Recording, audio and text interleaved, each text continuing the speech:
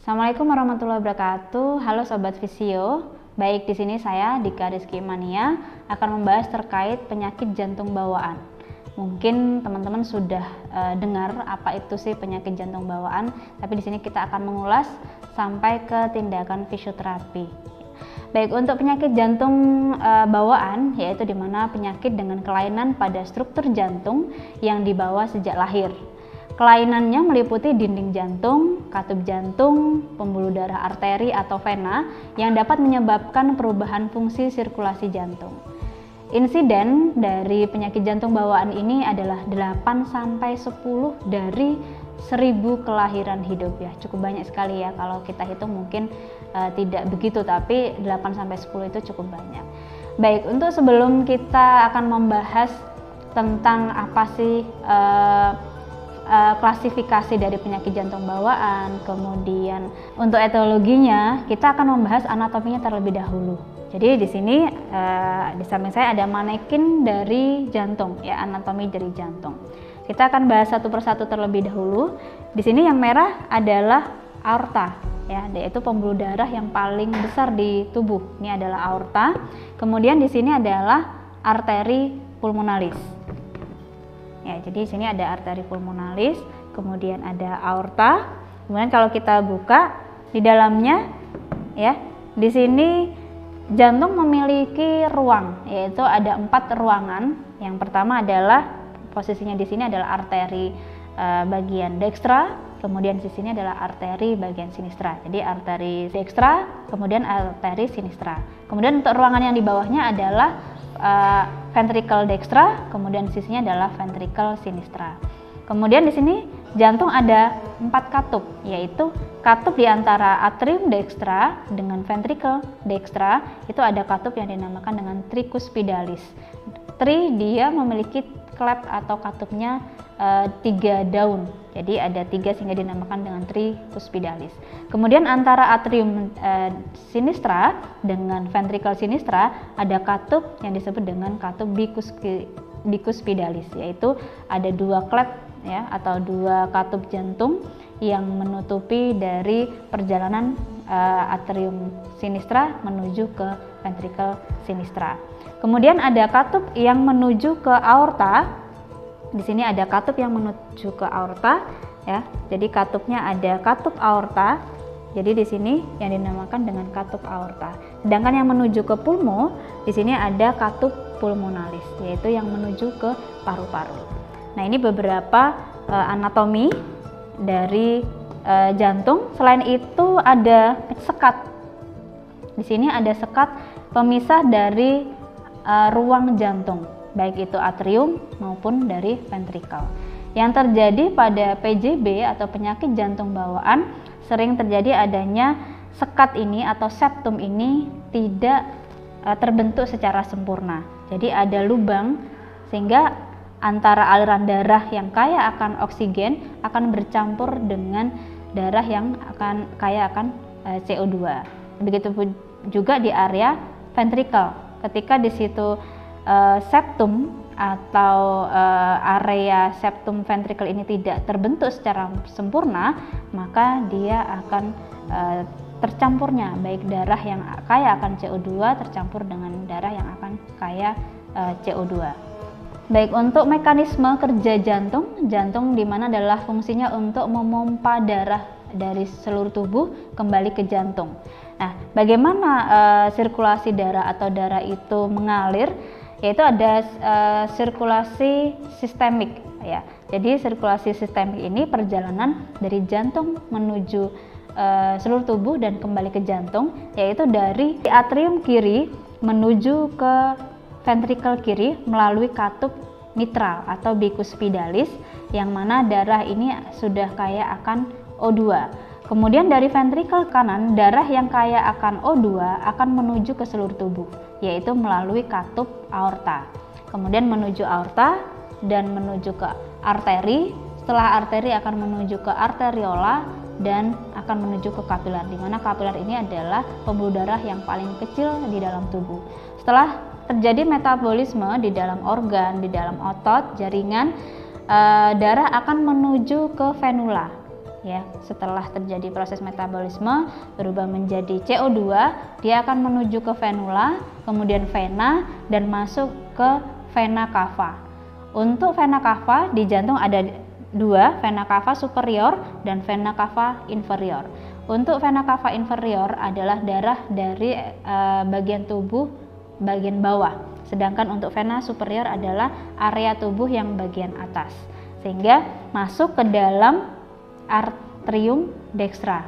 Jadi darah setelah sisa metabolisme semuanya akan masuk ke vena cava superior dan inferior, dan masuk menuju ke atrium dextra. Nah, di sini sudah masuk ke sistemik sirkular pulmonik, di mana dari atrium dextra menuju ke ventricle dextra melalui katup tricuspidalis. Dari ventricle dextra akan menuju ke paru-paru melalui katup pulmonalik dan melalui arteri pulmonalik, dan terjadi difusi di alveoli yang mana terjadi pertukaran CO2 menjadi O2, kemudian dibawa oleh darah kembali menuju ke jantung melalui vena pulmonali dan akan masuk ke atrium sinistra. Nah, itu untuk perjalanan dari sirkulasi pulmonik yang mana ada dua, sirkulasi sistemik dan sirkulasi pulmonik. Nah, itu adalah perjalanan jantung yang normal. Nah, pada pasien PJB, karena di sini ada beberapa kasus ya, baik itu gangguan dari katupnya, kemudian terbentuknya septum yang tidak sempurna, itu akan mengganggu dari sirkulasi baik sistemik ataupun pulmonik. Selanjutnya untuk etiologi dari penyakit jantung bawaan, hampir 90% dari kasus ini itu penyebabnya adalah idiopatik atau belum diketahui secara pasti apa penyebabnya. Namun dari beberapa penelitian telah diketahui adanya faktor genetik atau endogen dan lingkungan atau eksogen yang berperan penting untuk kejadian pada penyakit jantung bawaan ini. Berbagai jenis penyakit genetik dan sindrom tertentu berkaitan erat dengan kejadian dari penyakit jantung bawaan ini. Misal dari orang tua menderita dari penyakit jantung bawaan ini, maka lebih rentan anaknya untuk menderita dari PJB ini juga. Nah, selain itu, anak yang menderita penyakit genetik seperti Down syndrome itu juga sering sekali ya menderita dari penyakit jantung bawaan ini, karena hampir 50% bayi dengan Down syndrome itu menderita penyakit jantung bawaan. Faktor eksogennya yaitu seperti infeksi rubella yang terjadi pada trimester pertama saat ibu sedang hamil. Kemudian selain itu ada penyakit diabetes, kemudian pajanan terhadap sinar X yang mungkin radiasi yang mengakibatkan terbentuknya jantung tidak sempurna. Kemudian rokok itu juga menjadi salah satu faktor dari penyakit jantung bawaan ini. Kemudian saat kehamilan, ibu sering mengkonsumsi obat-obatan, kemudian minum alkohol, serta beberapa aktivitas yang menyebabkan dari penyakit jantung bawaan ini. Nah, dari klasifikasi dari penyakit jantung bawaan ini terbagi menjadi dua, yaitu asianosis dan sianosis. Oke, untuk penyakit jantung yang asianosis, jadi kita membahas yang asianosis, di mana di sini adalah kelainan pada struktur dan fungsi jantung yang bersifat tunggal, ya, tidak disertai dengan sianosis. Jadi dia ciri-cirinya jarang sekali memunculkan sianosis atau kebiru-biruan pada bibir, ujung kaki ataupun ujung jari. Karena di sini pada dasarnya secara anatomi jantung itu lebih tinggi sisi yang kiri daripada yang kanan, ya, sehingga alirannya itu adalah kondisinya ketika terjadi septumnya tidak terbentuk secara sempurna, maka darah akan mengalir ke area ventrikel yang kanan, sehingga pada pasien tidak begitu tampak sianosis. Kemudian kondisi ini dikuatkan dengan adanya beberapa macam dari asianosis ini, salah satunya adalah VSD, Dan yang kedua adalah yang penyakit jantung bawaan yang sianosis, di mana untuk sianosis ini kelainan dari struktur dan fungsi jantung sehingga mengakibatkan seluruh darah balik vena sistemik yang mengandung darah rendah oksigen kembali beredar ke sirkulasi sistemik dan menimbulkan gejala sianosis. Jadi di sini karena memang yang terjadi pembuluh darah balik vena ya, sehingga darah yang kaya akan CO2 itu yang akan mengarah ke area memenuhi pada area jantung yang kaya akan O2 sehingga tampak adanya sianosis atau tampak bibir biru, kemudian jari-jari berwarna biru dan lain-lain. Dan untuk auskultasi biasanya kita bisa mendengar suara pada jantung itu bising. Jadi itu adalah salah satu ciri-ciri atau tanda gejala dari sianosis. Kemudian untuk penyakit jantung bawaan ini beberapa di asianosis atau non sianosis itu dibagi menjadi dua, yaitu aliran pirau dan tanpa aliran pirau. Di mana untuk aliran pirau sendiri ada ventricular septal defect atau yang disebut dengan VSD. Yang kedua adalah atrial septal defect atau ASD. Kemudian atrioventricular septal defect atau AVSD. Yang keempat adalah patent ductus arteriosus atau PDA. Sedangkan untuk tanpa aliran pirau itu adalah stenosis aorta dan stenosis pulmonik. Untuk sianosis sendiri terbagi menjadi tiga, tetra of Fallot, kemudian atrial pulmonik dengan VSD dan atrial pulmonik tanpa VSD. Baik, kita akan bahas satu persatu dari macam-macam jenis dari penyakit jantung bawaan. Yang pertama adalah penyakit jantung bawaan asianosis, di mana di sini adalah salah satunya asianotik dengan aliran pirau, yaitu tekanan darah di ruang jantung sisi bagian kiri lebih tinggi dibandingkan bagian kanan. Yang salah satu contohnya adalah VSD atau ventricular septal defect. Oke, salah satu penyakit jantung bawaan dari asianosis yaitu adanya ventricular septal defect, di mana di sini terjadi gangguan pada septumnya, yaitu bagian ventrikel antara ventrikel kanan dan ventrikel kiri. Di sini ada septum. Nah, septum ini tidak terbentuk secara sempurna, sehingga ventricular septum defect ini terjadi posisi jantung adalah posisi kiri itu lebih tinggi daripada posisi kanan, sehingga aliran darah yang menuju lebih banyak menuju ke ventrikel kanan.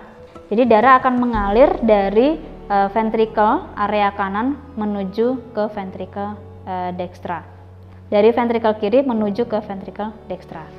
Untuk ciri-ciri pada pasien, yaitu pasien dapat mengalami gejala sesak nafas pada saat minum, karena di situ epiglottis akan menutup sehingga tampak lebih sesak ya ketika kondisi minum. Biasanya juga pada bayi itu ketika sedang menyusui, biasanya mereka akan rewel karena kondisinya dia semakin sesak untuk kondisi minum. Kemudian memerlukan waktu lama untuk menghabiskan makanannya karena memang proses epiglottis ya pada saat makan atau minum itu agak kesulitan. Kemudian untuk pemeriksaan fisik pada ventricle septum defect ini terdengar dari intensitas bunyi jantung kedua yang meningkat. Jadi ada bunyi jantung yang kedua semakin meningkat, kemudian ada murmur yaitu ICS 34 di kiri, itu tampak suara murmur yaitu bising yang biasanya kita dengar dengan menggunakan stetoskop. Kemudian terapi ditunjukkan untuk mengendalikan gejala gagal jantung ya, untuk memelihara karena memang untuk VSD ini komplikasinya bisa ke arah gagal jantung. Kemudian lanjut ke ASD atau atrial septum defect, yaitu di sini adalah yang terganggu bagian septum di area atrium.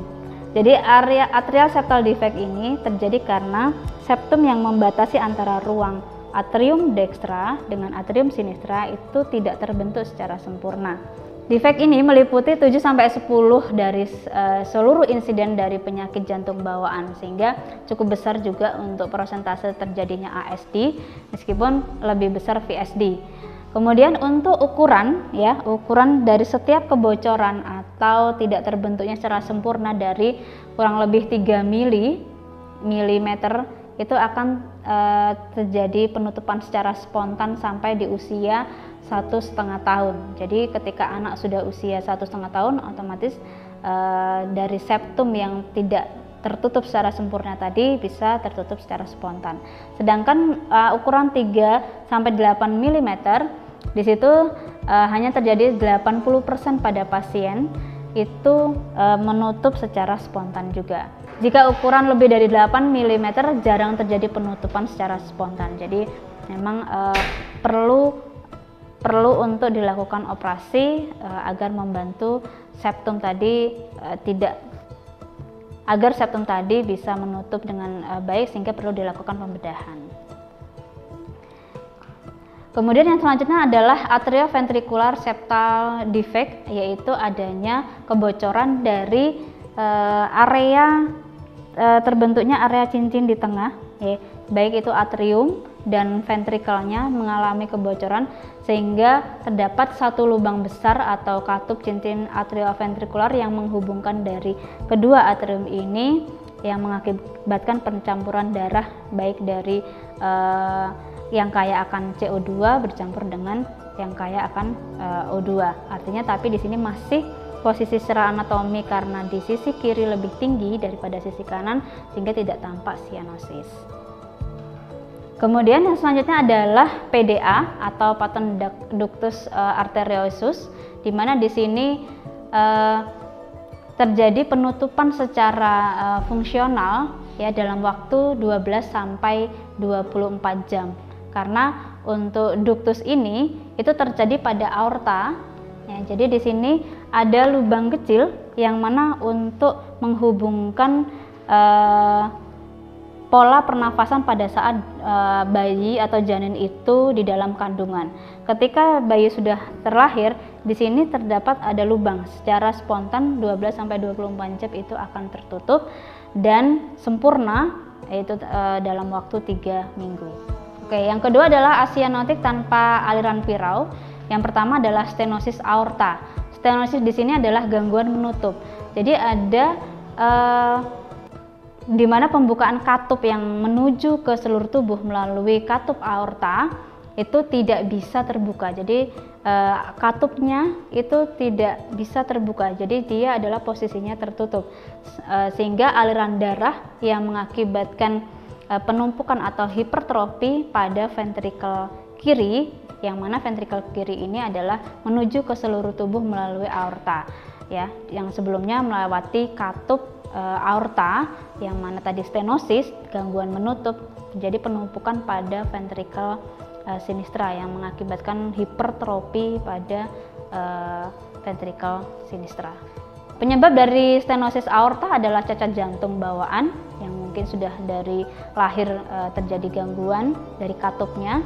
Kemudian penumpukan kalsium pada katup. Jadi ketika aorta di sini sudah dengan pasien usia yang 60 tahun ke atas, otomatis katup akan semakin lama semakin kaku dengan terjadinya penumpukan kalium. Kemudian demam rematik ini adalah salah satu juga penyebab dari stenosis aorta yang mengakibatkan luka pada jaringan, yang mengakibatkan juga penyempitan katup yang membuat tumpukan deposit kalium lebih mudah terjadinya kekakuan pada katup aorta. Kemudian untuk selanjutnya adalah asianotik tanpa aliran pirau, di mana stenosis pulmonal ini yaitu terjadi pada arteri pulmonalik. Jadi arteri pulmonalik ini terjadi obstruksi. Jadi di area pulmonik ini ada obstruksi atau penyumbatan yang seharusnya menuju ke paru-paru. Dia terbagi 3, yaitu ada subvalvular, valvular dan kemudian supravalvular. Nah, di sini adanya obstruksi yang mengakibatkan darah yang seharusnya menuju ke paru-paru karena terjadi obstruksi sehingga tidak maksimal menuju ke paru-paru, sehingga dinamakan dengan stenosis pulmonik.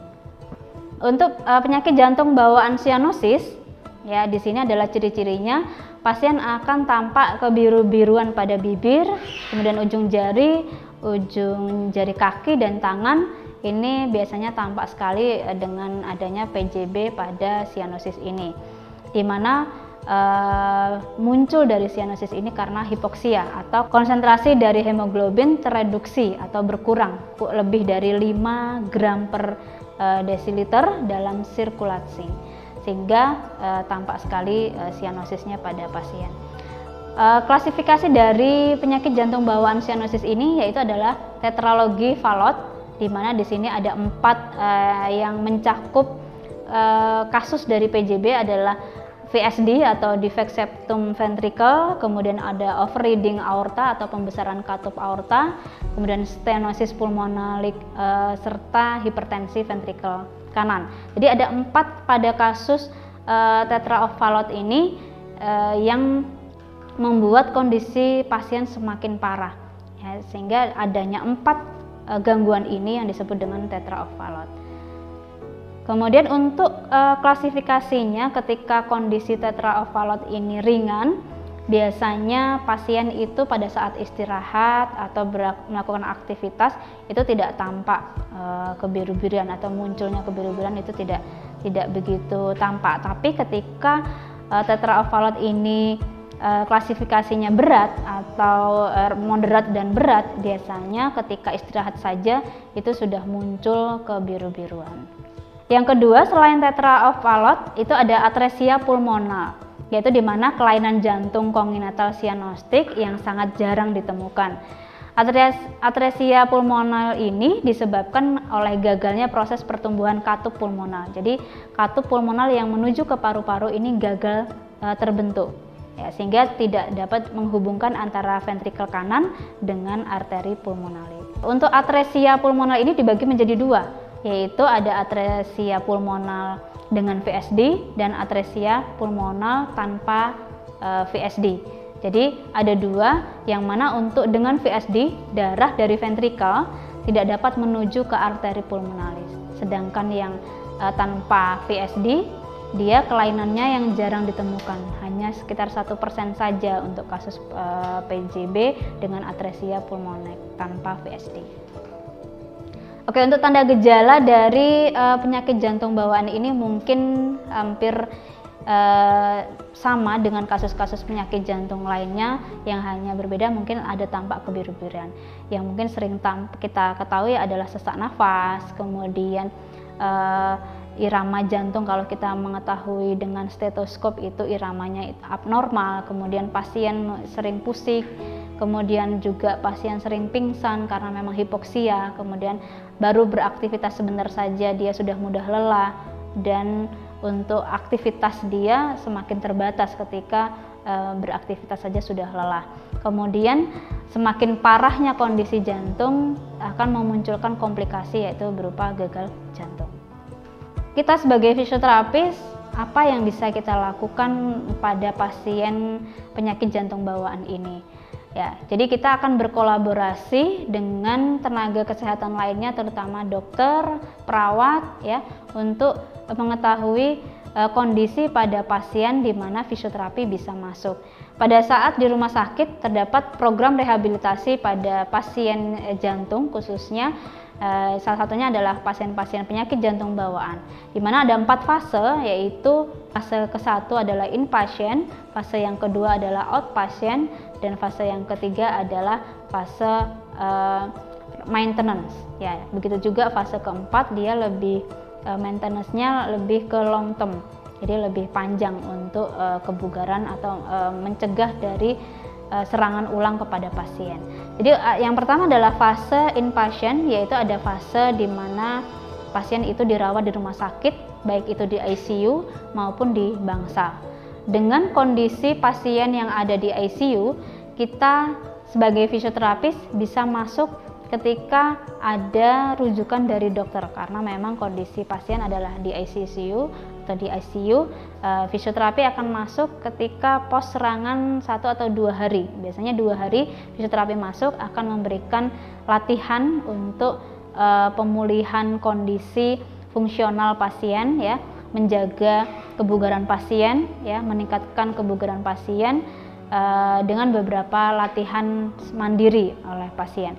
Itu tadi kita bisa menggunakan latihan-latihan pasif, aktif, breathing exercise dengan catatan menentukan zona latihan menggunakan HR max ya, kurang lebih untuk di ICU itu adalah 10-20%. Di posisi di ICU kita akan terpasang atau melihat kondisi dengan bantuan monitor untuk melihat kondisi pasien, sehingga kita lebih hati-hati untuk memberikan latihan kepada pasien apakah memang kondisinya bisa diberikan latihan yang lebih atau sesuai dengan untuk latihan ini memang harus hati-hati karena melihat kondisi pasien baru terjadi serangan. Jadi hanya zona latihan ditentukan 10-20%. Sedangkan di bangsal, untuk memasuki di fase bangsal, kita bisa menaikkan untuk menentukan zona latihan di angka 30-40%, di mana latihan ini bisa dikembangkan dengan mobilisasi, yaitu baik mobilisasi dari AGA maupun AGB, kemudian latihan duduk, berdiri, dan jalan di sekitar bed. Ya, itu tetap kita harus memantau dari heart rate-nya atau nadi pasien. Kemudian setelah dari inpatient, yaitu di ICU dan ICCU dan bangsal, kita memasuki di fase outpatient, di mana dirawat jalan. Jadi posisi rawat jalan ini adalah pasien diminta untuk datang 3-5 kali per minggu, dan kita sebagai fisioterapis bisa melakukan latihan selama 10-15 menit dengan HR max-nya itu di angka 40-60%. Jadi kenaikan dari HR rest-nya itu meningkat 40-60% dengan step by step 40, 50, dan 60 sesuai dengan kemampuan pasien. Dan di fase outpatient ini kita bisa variasi untuk latihannya, bisa static bicycle, kemudian treadmill ataupun jalan 6 menit ya. Itu adalah beberapa latihan untuk meningkatkan endurance. Kemudian di fase maintenance, yaitu di 3-6 bulan ya, di sini adalah fase maintenance, kondisi pasien sudah tidak mengalami serangan setelah lebih dari 3 bulan, sehingga kita akan memberikan latihan untuk ke arah peningkatan kebugaran, bisa secara rekreasi, olahraga di outdoor, tapi memang melihat kondisi jangan sampai pasien terlalu lelah ya, yang mengakibatkan untuk terjadinya serangan ulang. Untuk dosisnya 1-30 menit ya, dalam seminggu bisa 3 kali sampai 5 kali per minggunya ya. Kemudian untuk fase yang keempat long time atau untuk maintenance long time itu bisa 1 jam kurang lebih ya, 2-3 kali per minggu, bisa rekreasi ke pantai, ke pegunungan. Nah itu untuk merelaksasikan dari kondisi pasien dan dapat meningkatkan kebugaran pada pasien. Biasanya juga pasien diedukasikan untuk melakukan latihan treadmill dan static bicycle itu selalu ya, karena memang dengan treadmill ataupun static bicycle dengan pengulangan dosis 5 menit ya, kemudian ditingkatkan dengan kecepatannya, itu akan lebih baik daripada kita bersepeda di luar, karena kondisinya pasien penyakit jantung itu bisa kapan saja mengalami serangan. Oke, baik, untuk edukasi pada pasien penyakit jantung bawaan, karena memang sebagian besar adalah pasiennya itu adalah anak-anak, biasanya orang tua yang diberikan edukasi untuk selalu memantau aktivitas anak. Selain memantau aktivitas dari segi gizi, kemudian dari segi latihan itu perlu ditingkatkan untuk menjaga kebugaran anak. Karena ketika anak di situ sudah terjadi serangan, resiko untuk terjadi serangan dan memunculkan kelelahan, memunculkan sesak nafas, kemudian minim aktivitas itu karena pasien merasa takut untuk beraktivitas. Untuk anak yang di bawah 3 tahun, maka kita lihat dari exercise-nya, kita lihat dari tumbuh kembangnya. Seandainya anak usia 3 bulan yang seharusnya sudah bisa berguling, nah itu dengan kondisi gangguan penyakit jantung bawaan yang belum sesuai target, maka kita stimulasi dengan bertahap ya, dengan sesuai zona latihan juga. Nah, itu kita akan stimulus untuk mencapai dari tumbuh kembang anak tersebut. Intinya kita lihat untuk anak, kita sesuaikan dengan tumbuh kembang anak, sesuai dengan perkembangan anak, baik itu usia 1, 2, ketika di situ ada gangguan berjalan ya, pada saat itu dia harusnya sudah bisa berjalan, kita latih untuk berjalan. Jadi prinsipnya adalah sesuai dengan tumbuh kembang anak. Baik, kita lanjutkan untuk tindakan fisioterapi pada pasien dengan kondisi penyakit jantung bawaan, yaitu kondisi berada di ICU. Jadi pasien pos serangan atau merasakan nyeri, ada keluhan sesak nafas, dia akan dibawa ke rumah sakit dan kondisinya pasien akan dimasukkan ke dalam ICU. Nah, di ICU di sini dengan dipasangkan beberapa monitor dengan alat-alat monitor, yaitu untuk mengetahui kondisi dari jantung, yaitu EKG, kemudian ada pemasangan oksigen untuk mengurangi dari sesak pasien ya. Sekiranya sesaknya sudah berkurang, kita bisa melepaskan untuk pemasangan dari oksigen. Nah, kondisi dari pasien ICU dengan adanya PJB, baik itu VSD, ASD, kita melihat keluhan atau kondisi pasien. Yang pertama, biasanya pasien akan mengeluhkan lemah ya, tampak lemah, lesu ya, dengan kondisi yang berbaring di atas bed. Kemudian kita akan memberikan pertama kita akan menanyakan kondisinya seperti apa. Ketika pasien itu bisa kita ajak komunikasi, maka kita akan mengajak komunikasi kepada pasien. Tapi kondisi misalnya ada baby atau anak yang di usia 1 sampai 2 tahun yang belum bisa diajak komunikasi, maka kita harus berkomunikasi dengan orang tuanya atau perawat yang ada. Ya, di sini kami contohkan adalah anak dengan usia 5 tahun dengan kasus PJB ya. Jadi kita lihat monitor di sini ada SpO2 100, kemudian untuk pulsnya ada 108 ya, dengan kondisi jantung pemasangan EKG untuk melihat dari kondisi jantung. Kemudian di tahap ICU ya, di sini kita levelnya hanya menjaga atau meningkatkan fisiologis dari otot, kemudian meningkatkan dari endurance pasien ya, menjaga endurance pasien dengan kondisi di ICU. Salah satunya adalah beberapa latihan yang bisa kita lakukan adalah pasif, active exercise ya, dengan zona latihan 10 sampai 20% ya. Jadi untuk menentukan dari HRR kita menentukan zona latihannya adalah di angka 10 sampai 20%. Kemudian untuk menentukannya apa saja yang bisa dilakukan, yaitu latihan pasif dari AGA dan AGB. Di salah satu contohkan kita dari area distal ya ke proksimal. Jadi dari beberapa jari-jari baik kanan kiri yang bisa dilakukan, silahkan kita lakukan secara pasif. Karena di sini adalah sifatnya anak-anak, bisa kita lakukan latihan dengan menggunakan mainan untuk anak bisa aktif. Jadi silakan untuk stimulasi dengan anak, ada stimulasi dengan mainan, karena kita harus bisa menyesuaikan dengan usia anak ya. Kalau kita bisa mengajak pasien itu bermain, kita dengan menggunakan permainan. Ya, silakan dipegang. Nah, ini adalah sifatnya adalah aktif ya. AGA-nya aktif. Untuk ekstremitas bawah, AGB, anggota gerak bawah, silakan deh digerakkan jari-jarinya seperti ini ya. Kemudian pergelangan kakinya ya, karena ini terpasang dari EKG. Nah, ini kita gerakkan dari pergelangan kaki secara pasif dulu ya. Kemudian didorong deh, dorong ya, dorong lagi ya. Setiap regio dari ujung jari, kemudian pergelangan kaki atau ankle, kemudian knee, kita melakukan latihan baik itu pasif dan aktif.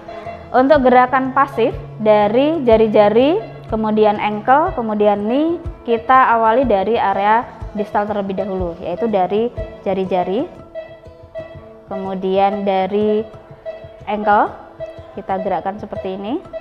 Tapi kita harus tetap memantau dari kondisi pasien serta peningkatan dari HRR-nya. Kemudian naik ke knee ya untuk gerakan pasif. Ya. Baik itu sisi kanan maupun sisi kiri.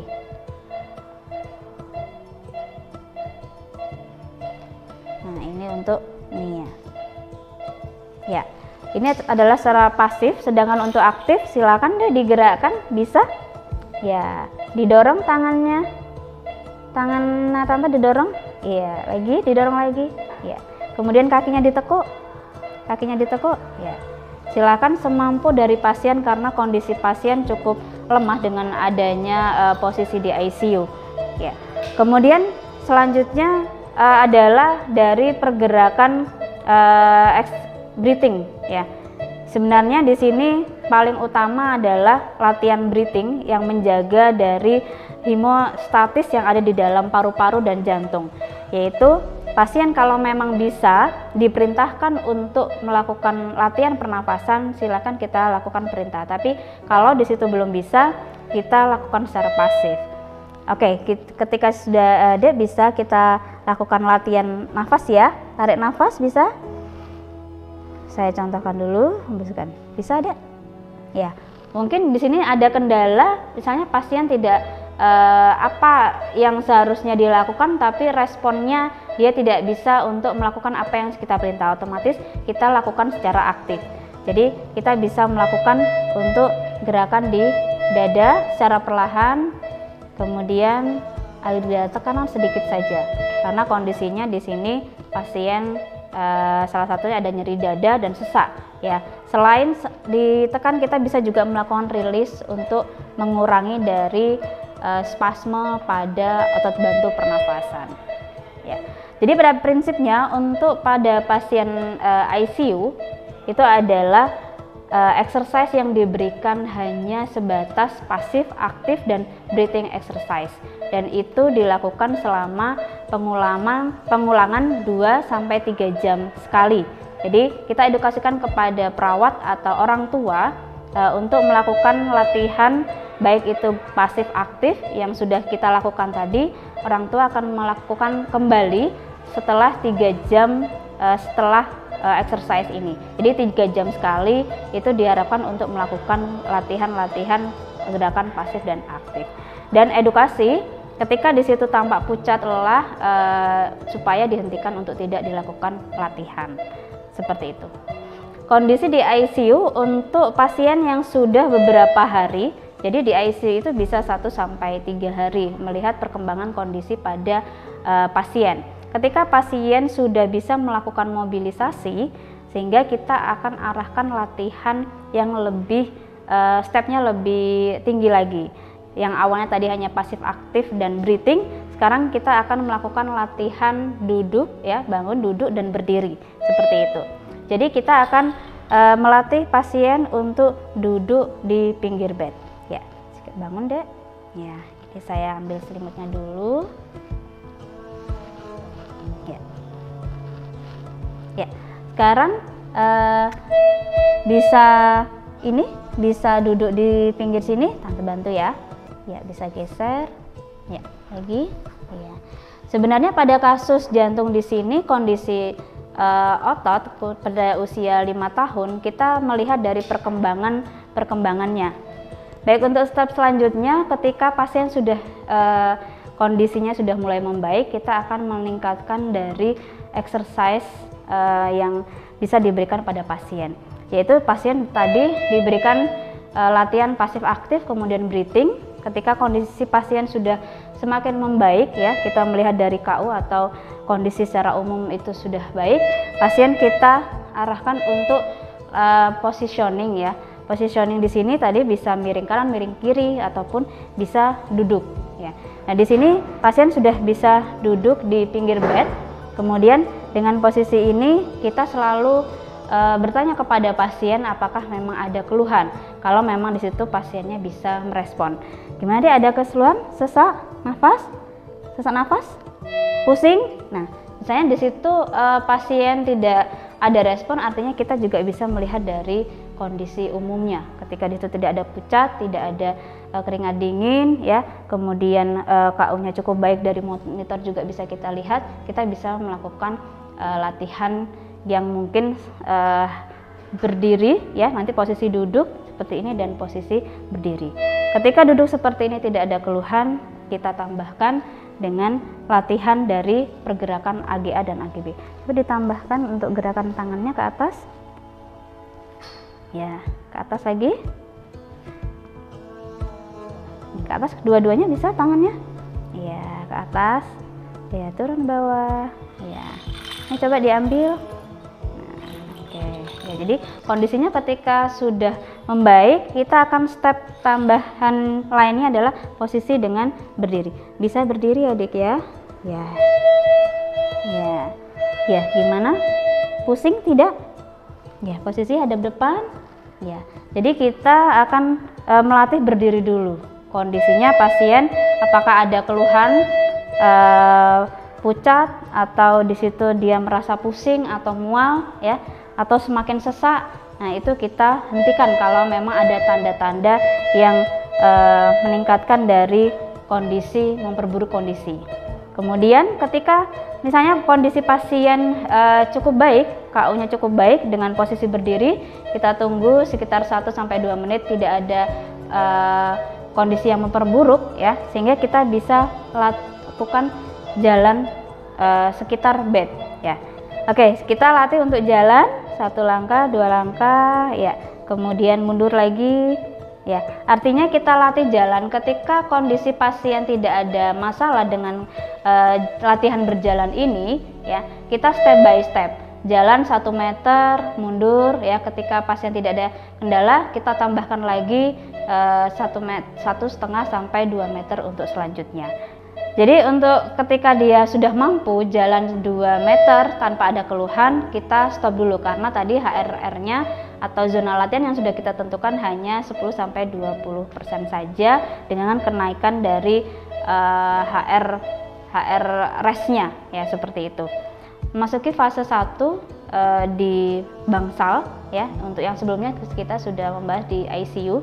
Saat ini kondisi pasien berada di bangsal yang sudah tidak menggunakan monitor ya, dipasang EKG, oksigen ya, itu sudah tidak terpasang karena kondisi pasien sudah cukup baik. Kemudian di fase bangsal ini kita akan melihat kondisi pasien, tetap kita melihat KU atau kondisi umum pasien.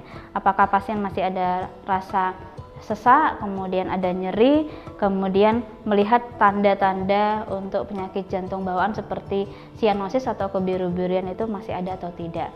Kemudian kalau memang kondisinya sudah baik ya, KU tampak baik, kita bisa melakukan intervensi atau latihan-latihan yang diberikan kepada pasien.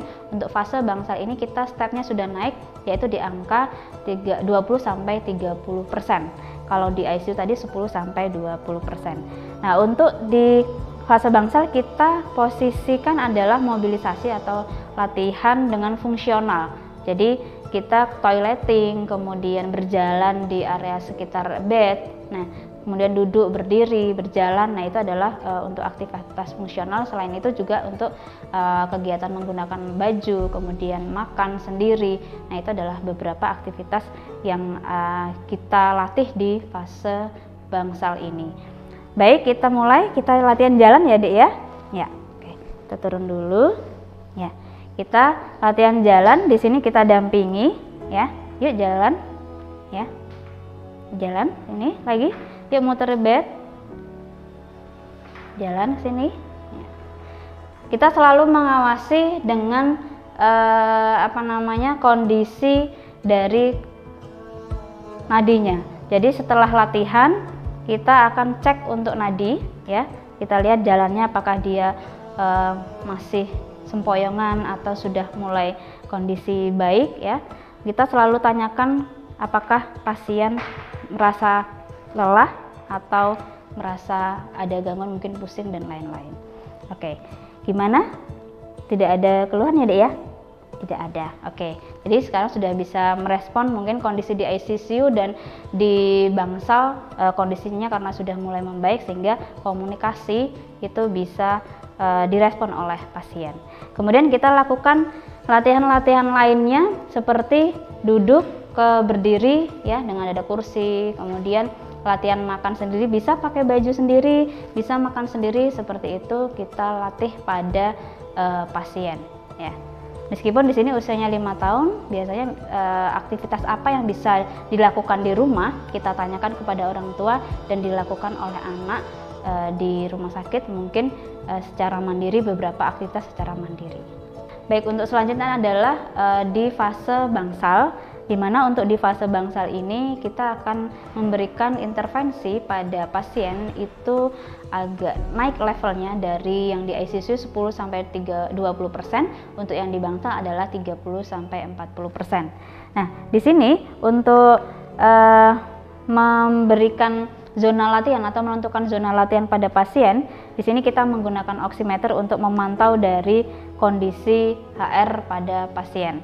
Ya, jadi kita pasangkan. Nah, kita akan melatih pada pasien untuk di bangsal ini untuk mobilisasi, baik itu seperti makan sendiri, kemudian menggunakan pakaian secara mandiri atau berdiri sendiri, jalan di area bed, kemudian toileting secara jalan secara mandiri. Nah, itu kita akan melatih agar bisa membantu pasien untuk aktivitas sehari-hari.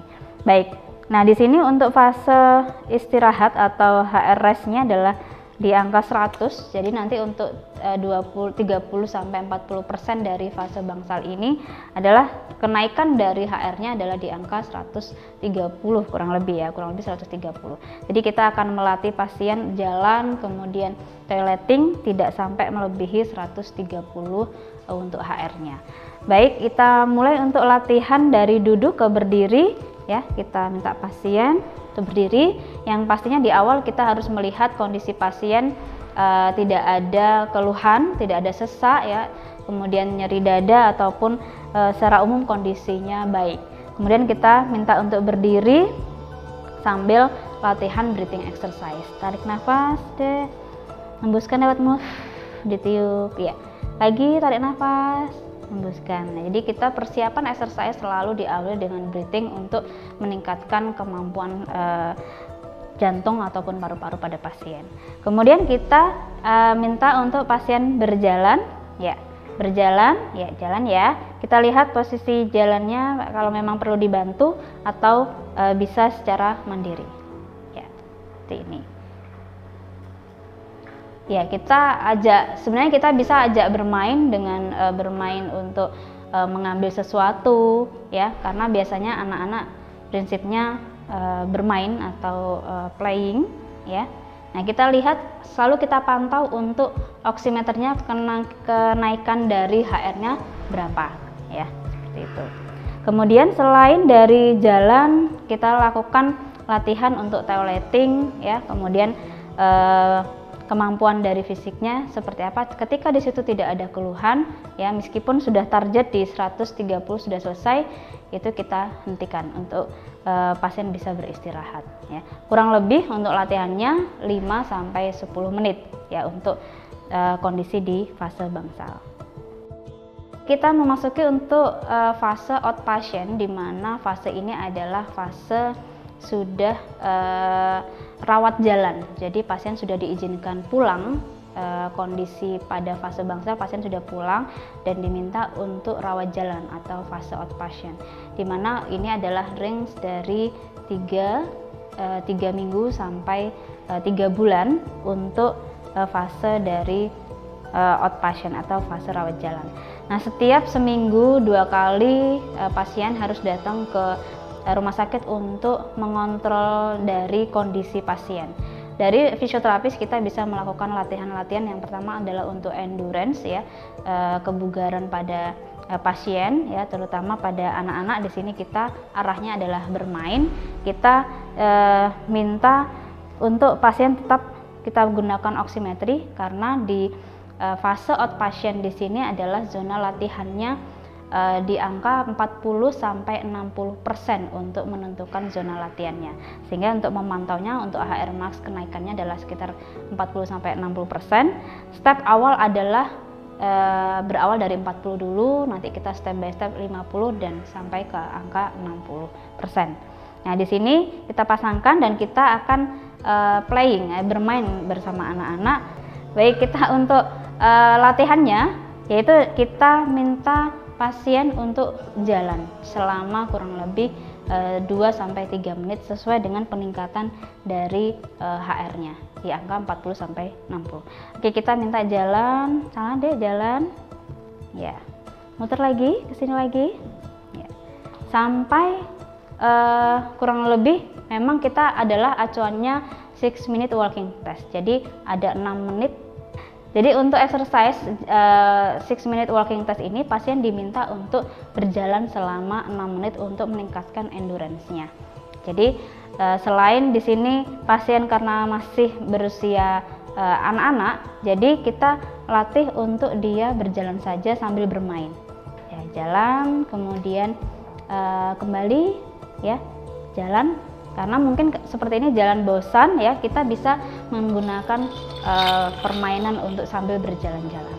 Lakukan selama kurang lebih 6 menit, ya. Kita tapi harus memantau dari kenaikan HR-nya. Kalau di situ sudah mencapai 140, otomatis kita hentikan, jangan sampai melebihi dari 40% untuk di fase yang awal. Baik, untuk 6 minute walking test ini dilakukan jalan selama 6 menit, ya, dengan jarak yang sudah ditentukan ada 10-20 meter. Pasien nanti mampu berjalan seberapa jaraknya selama 6 menit itu, dan nanti kita akan pantau, tetap memantau dengan HR max-nya. Selama di situ masih kurang dari 140 untuk HR-nya, maka pasien bisa dilanjutkan. Tapi kalau sudah melebihi, kita harus waspada, pasien bisa terjadi serangan ulang, itu bisa muncul sesak, kemudian keringat dingin, pucat, dan lain-lain, maka itu perlu harus dihentikan untuk latihan 6 minute walking test.